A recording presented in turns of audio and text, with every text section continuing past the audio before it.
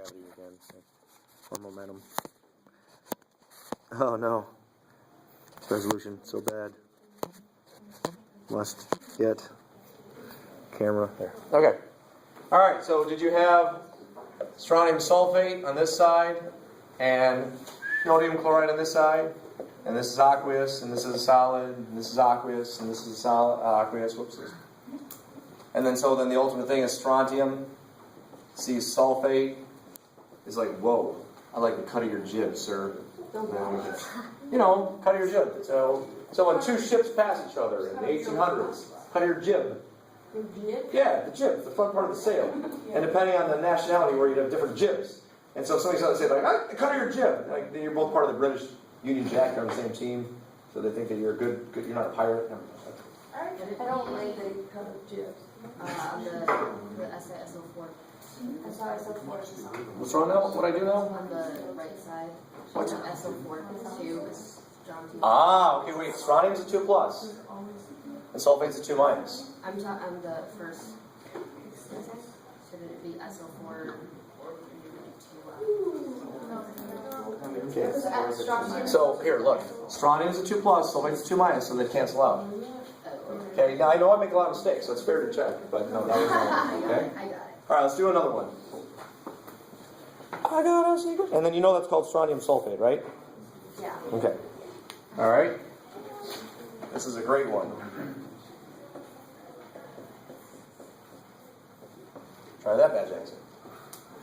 Thank you very much, Mr. Sorry, I'll stop.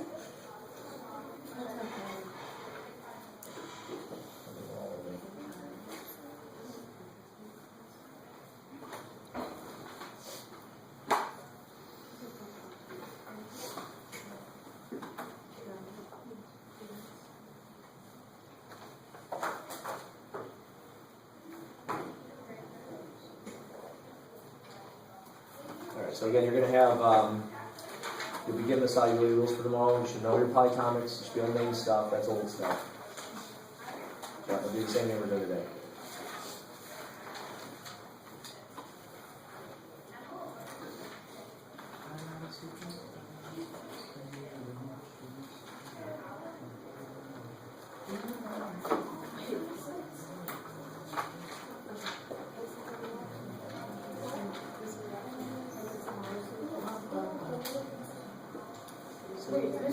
That's high. So what do you think happens when, so you already got this one done? I don't know. So when they're all aqueous, get commanders, what do you think happens? They all change. Yeah. Right. So sodium ends up with iodine, potassium ends with chlorine, those are still aqueous, right? Yeah. So then the answer to this is no. Reaction. No. Nothing happens. That's the answer to this. Nothing happens. There's no reaction. It's because they're all aqueous. They're all aqueous. Since they're all aqueous, there is no reaction. Okay? Essentially, you put salts in a slurry and you got salts in a slurry. Yeah, not exciting. And that happens. That happens frequently. When you have all the things you mix together, make nothing new, no reaction occurs. So this would just be a brine solution. Okay? Salty solution. Alright, let's try another one. Okay, here's an easy one. No, I promise. It's going to be easy. It's going to be an easy one. Really and truly. So it's...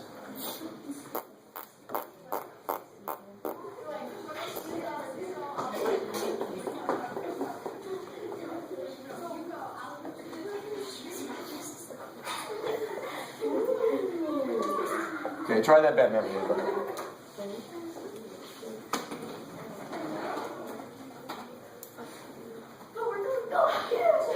I'm going to overshut that.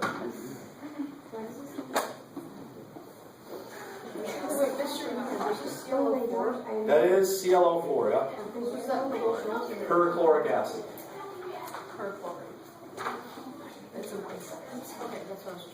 Because hydrogen is always one, so.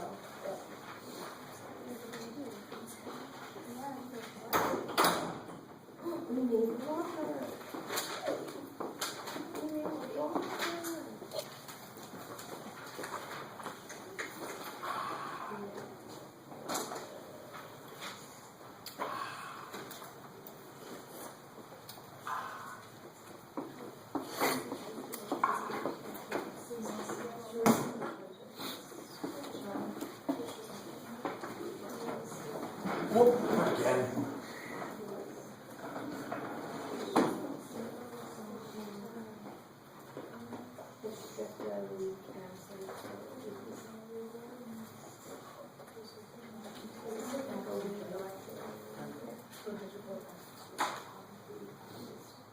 So this is perchloric acid. If you don't remember from honors chem, perchloric acid is a very strong acid. We haven't really talked about those as this year, but you might remember from honors chem that perchloric acid is a very strong acid. It's a very strong acid. Super strong acid. Among the strongest acids there are. It's a really strong acid. You remember what that means from honors chem? I even sang you guys a song. When they're really strong acid, they break up and they are. They're a strong acid. It's just like a strong ionic compound. You might not remember this one from AP Chem or from honors chem.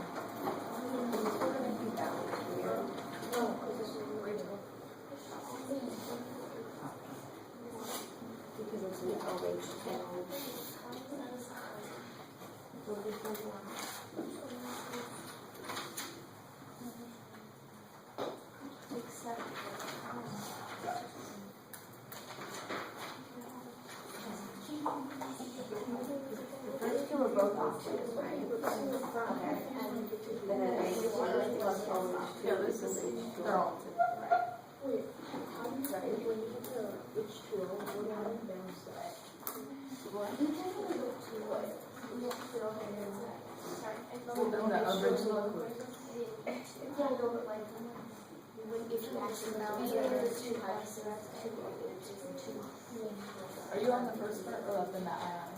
I'm on the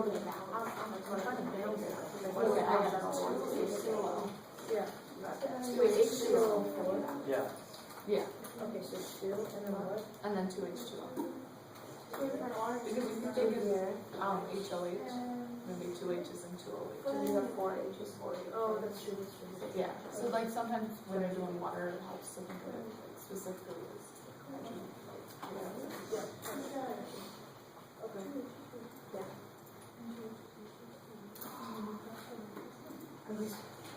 Never mind.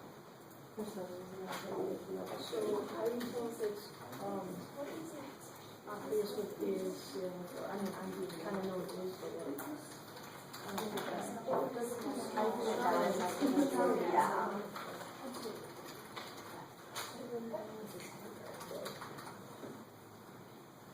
Okay, you guys ready? Yeah? Okay. So, if you decided to have it be hydrogen and hydroxide makes water, good. If you thought, well, wait, we just did one of these things with an acid, and so I'm just going to have it be the acid plus hydroxide makes water, that's okay too. Alright, they're both fine. Okay? Because this is going to be a double replacement, and it is going to make some barium, and we don't have a rule for that guy, and it's going to make some water. Okay? What we're going to learn about, and so if you did either one, that's fine for now. What we're going to learn later is that the strong acids are going to behave just like any other strong electrolyte and fully dissociated. We'll get a list of 7 strong acids later. Okay? So either one of those answers is correct technically. This is the most correct, but you'll see why that later. Okay? so is that balanced too? Or no? Both of these are technically balanced because at the end, the 2 and the 2 and the 2 would cancel out, and the 2 and the 2 and the 2 would cancel out. You follow? Because there would be 2 hydrogens. Two. Okay, yeah. Okay? I understand. All right. Here's another one. Alright, let's do one more. And then we're going to talk about acids proper. And so for chemistry, you don't even have to know anything? What? You started doing the... If I'm going to give you the solubility rules, and I expect you to use the sheet to answer the questions. I said you don't have to memorize solubility rules yet. Okay. Have you panic for a second? Silver, silver acetate, and sodium chloride. Salty water and silver acetate. See what you get with that. Salty water, salty water. The water is salty, like a cracker. Didn't get my sleep last night.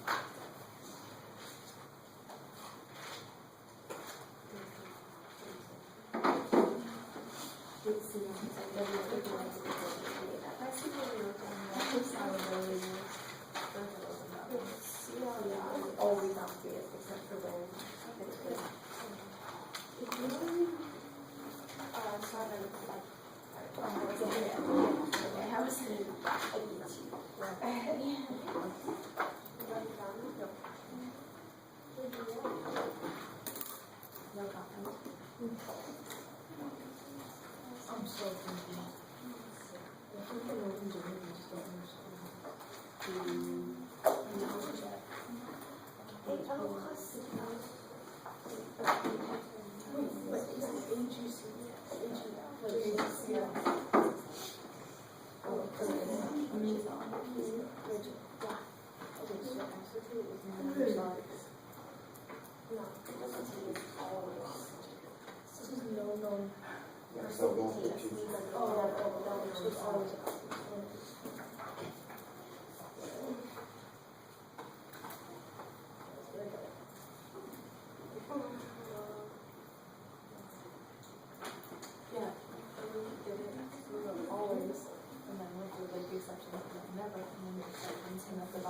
But these are also always. So like I did the same thing. I was like, this is a common thing. All right, ready to check this one? Yeah. Good. So you should have silver chloride and some sodium acetate. And so therefore it's silver and chloride makes silver chloride. No one, because silver only has one version of silver, ever. Okay? Yeah. Easy? Yeah. All right, let's get weird. I said let's get weird. All right. All right, so let's talk about acids. Now, it's still going to be pretty easy. Okay, acids and bases, two kind of the same things with slightly different bases. We've talked about these once time before, and we're going to talk about these at great length later. This is going to be kind of just a quick touch on it. But an acid is what we're going to focus on first, and base later. So an acid has three different definitions. There's the old-fashioned Arrhenius. Remember this stuff? There's Bronsted-Lowry. And then there's Lewis, which we never covered in the old class. So that's one that we'll cover at greater length. Okay? What? Bronsted. Bronsted-Lowry. Okay? Yeah, whatever. Just shut up.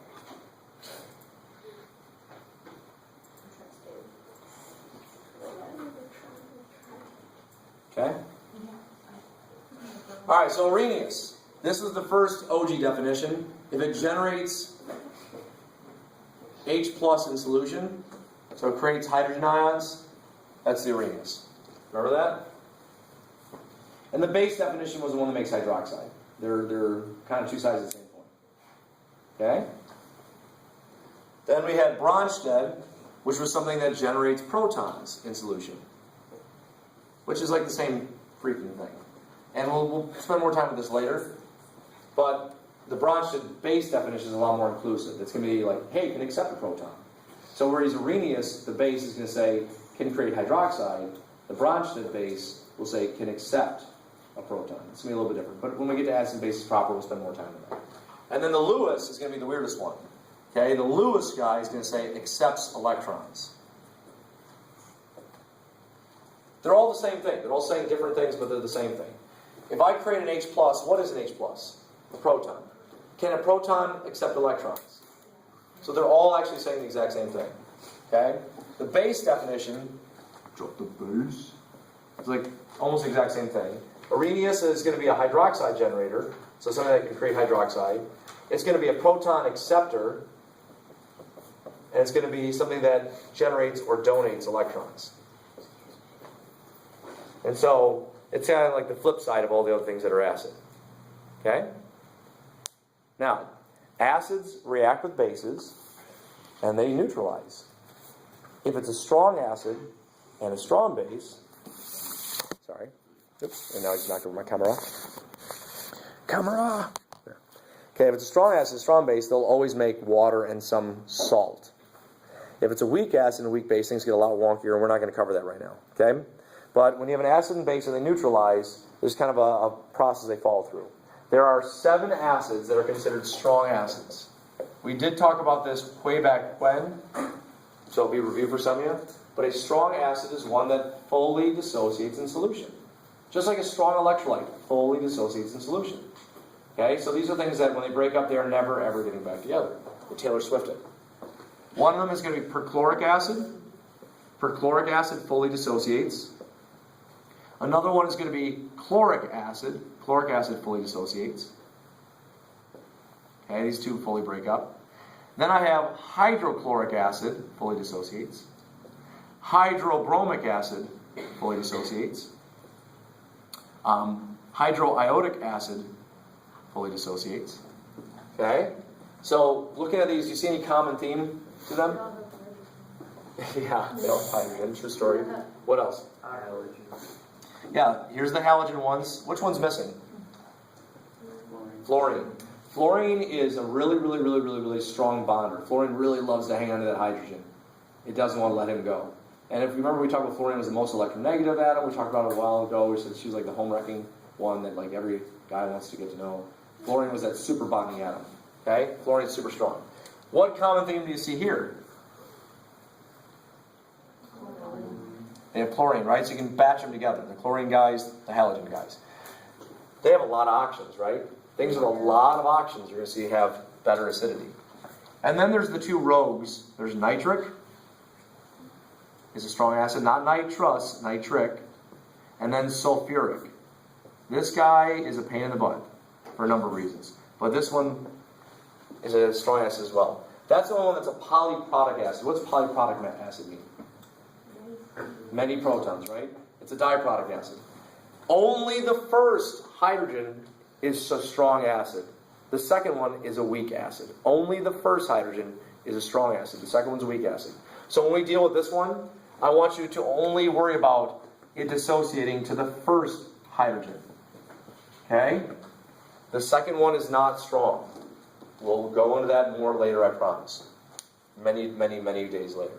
Okay, today's not the day. So these strong acids, when they come across water, they fully dissociate and break up completely in their constituent parts. When we say sulfuric acid, it breaks up completely in its constituent part. It becomes a sulfur, a bisulfite, and then a hydrogen. Okay? All right? And so whenever these guys do an acid-base neutralization, if they're a strong acid, it's always going to be the same thing. It's always going to be something like this. Strong acid meets strong base. Strong bases are really easy to find. They have hydroxide, and they're soluble. So, do you know the solubility rules for hydroxide? If not, you can find them, right? Okay. Hydroxide is fully soluble with the lithium, the potassium, the sodium, so the alkali, ammonium, and then the heavy alkaline, calcium, barium, strontium. So if it's a soluble hydroxide, it's a strong base. Okay? And so what are these going to make? Well, they're going to make salt and water, right? Remember, salt is a generic term for ionic compound. Not all salts are tasty. Some are deadly. But in every case, they make this as their net ionic. So the net ionics for strong acid or strong base are wicked easy. You mix an acid, you mix a base, you get water. If it's a strong acid with a strong base, so one of those hydroxides, you're done. The end. Isn't that simple? Yeah, okay, the card goes wild. Okay? That's it. The only difference is if it's a strong acid with something that's not considered a strong base. Okay? Well, why? Well, what's the solubility rules for aluminum hydroxide? It's a solid, poop stain. So this would change phase, right? You'd end up with aluminum ions and hydroxides, and water and chloride ions. And so what's the thing that actually changes here? The aluminum, but what doesn't change? The chlorine, right? And so that's the only little trick there, the only nuance. If you're mixing with something that's a solid, then you have to treat it like a solid and change its phase, and you do what you've been doing.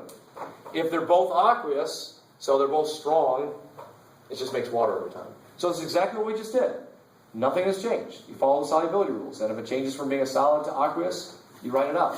Okay, the only thing that we added, the only twist, is that we're going to treat all 7 strong acids as if they're perfectly ionizing solutions. That's it. That's all we did. So we just added to our lexicon of ions. That's it. Okay, nothing else new. Now, what if it's not a strong acid? What if it's like vinegar? Remember that example I showed you at the beginning with the vinegar as a liquid? Okay? If it's not a strong acid, then you follow your rules. You say, oh, you're hydrofluoric. You're not a strong acid. You're a sissy acid. Okay?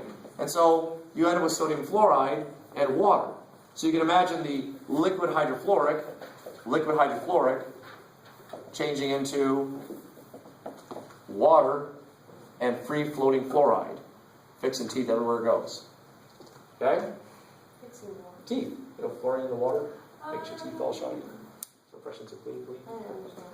Most of my jokes are done. Okay? So that's it. We didn't change anything. We just added, all we did was we said there are 7 strong acids, and those strong acids will fully dissociate. So they're fully aqueous. If they fully dissociate, that means they're fully aqueous. Okay? See? Nothing new. Same stuff we've been doing.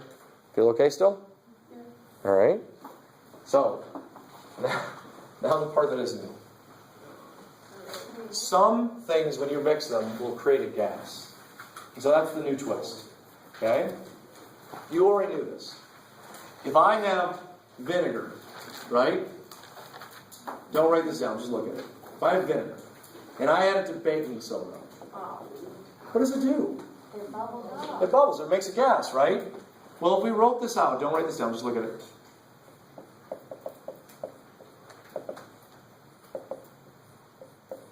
Okay? That's your final substance it makes, right? Okay?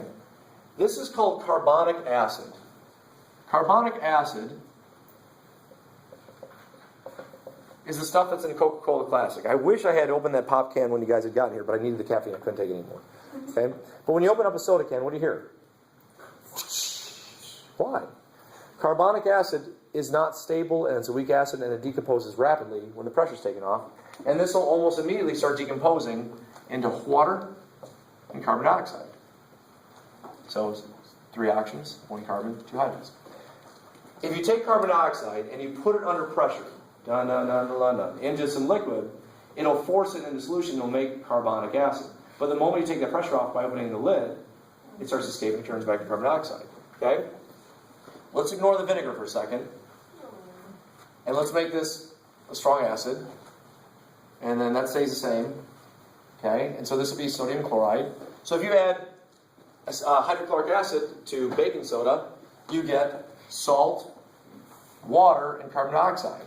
Okay? Salt, water, and carbon dioxide. You see that? What things actually changed? Well, if we get rid of the things that are common, chlorine's gone, sodium's gone, because table salt's fully soluble. So what's this say? When I add hydrogen ions to bicarbonate ions, I get water and carbon dioxide. You see that? Yeah. Okay. That's a general truth. But it's not just for bicarbonate. What if this was calcium carbonate? An insoluble, marbly precipitate. And I poured acid on that.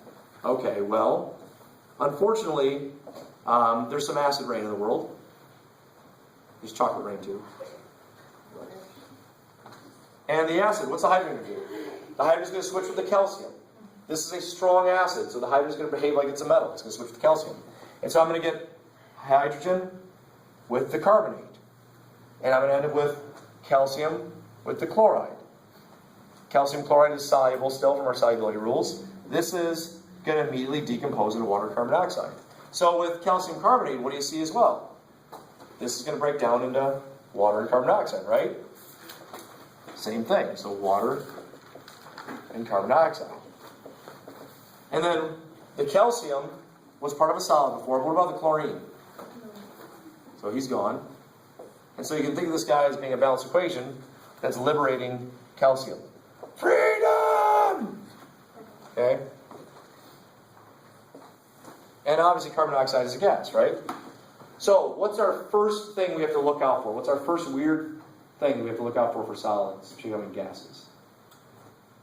So what was the common thing both these had?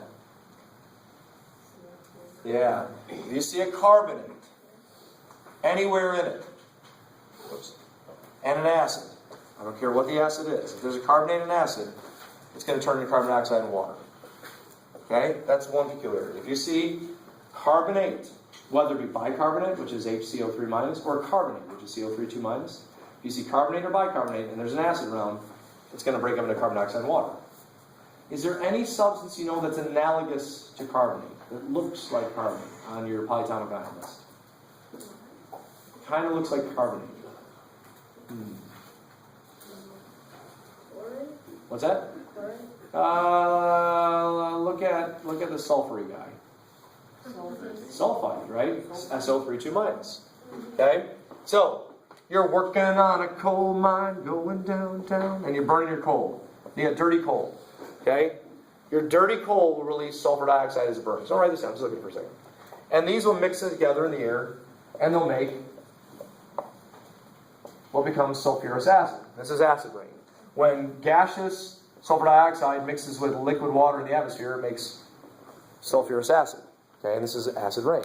So if you ever have the pleasure of going to like a factory where they burn coal, we had one at Grand Blanc, the GM factory I worked at. We had a coal furnace in the back, and so the plants around that whole area were a little more dead. It's kind of neat because the sulfur dioxide reacted with the water and moisture in the air, and the acid rain that would come down would kind of kill the plants. And so you could tell where the gas plumes were from the factory, from the coal factory in the back, because you could find a little more dead plant matter. It's kind of nifty. Okay. We also had a weird dog back there too. But anyway, if this is true, then what's the opposite going to do? If this is true, then what happens if the reaction goes the other way? And all reactions can go both directions. So, hi. It's supposed to be locked or unlocked? I don't know. Is it locked? Is it locked? It's unlocked. Okay, it should be unlocked. So I wonder whether this is a violent assault. Can I borrow the cathode ray tube? Yeah. Sorry to interrupt. So you're fine. You came in for saying like the way the door opened, I know that we were. I know that they were having a party out in the hallway and you'd already scolded those people. Did they tell you to come home and hand for a throw at them? Yeah, they were like that weird guy and they yelled at us. That's because they're being a bunch of turds having a party in the bathroom. Who's having a party in the bathroom? Also The electric. Hey, Tesla coil. why don't you go zap the kids who are having a party in the bathroom? Ooh, that'll be fun. Teach them a lesson. Wouldn't it be great if we had a long enough range? Just cattle prod them out. No, is it illegal? Just like when like a kid answers their own question. I love when It's just let it happen, huh? Reasons why I'm not fired yet. I haven't figured out. So, no, I need the last. Just give me 2 minutes. This is Michael of the OHS News team, and this video announcement has been posted. Please check your email from announcements@oxfordschools.org and share with your class if you haven't already. But before that, we would ask you to please stand for the Pledge of Allegiance. You did that this morning, I thought. No? I pledge allegiance To the flag, my hand is on the United States of America, and to the republic for which it stands, one nation, under God, indivisible, with liberty and justice for all. Have a good day, Wildcats. No. So, 2 auctions, 1 auction, 3 auctions. They merged. Okay? This is a combination reaction. Remember these? The opposite is also true. This can decompose into sulfur dioxide waters. That's what I was trying to get to. Okay. So Go ahead. what kind of, So here's what I'm getting at. Let's imagine now that this is the product of the reaction. So let's say you had sodium sulfite, and you mix that with an acid, hydrochloric acid. Okay? Same thing, double replacement with a strong acid. You end up getting this H2SO3. And you end up getting some sodium chloride, right? But what could this decompose into? Water and sulfur dioxide. So here's your next one. If you have a sulfite ion and an acid plus sulfite also will lead to water and now sulfur dioxide. Okay? Yeah? There's only 2 more. I'm going to spare you all the writing down because we're running out of time, so I'm just going to write the 2 on the board. But they're analogous. It's all the same stuff. It's just different elements. So here's your last 2. so what kind of reaction was that? That's an acid-base neutralization. Acid-base neutralization, but it results in a gas instead of an aqueous solution. No, the SO2 plus H2O.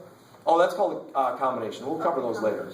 That's That was just a quick review. Okay, last one. If it's got sulfide and an acid, it'll create this gas. That's a gas. This is that horrifying gas that you smell from a really rank fart or a stink bomb.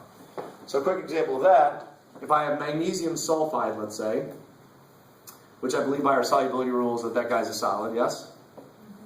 And I pour some hydrochloric acid on it,